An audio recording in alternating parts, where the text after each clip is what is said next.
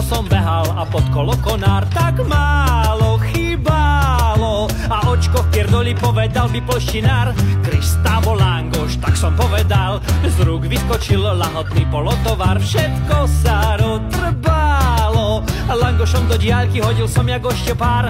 Jaj, jaj, jaj, jaj, jaj, jaj, jaj,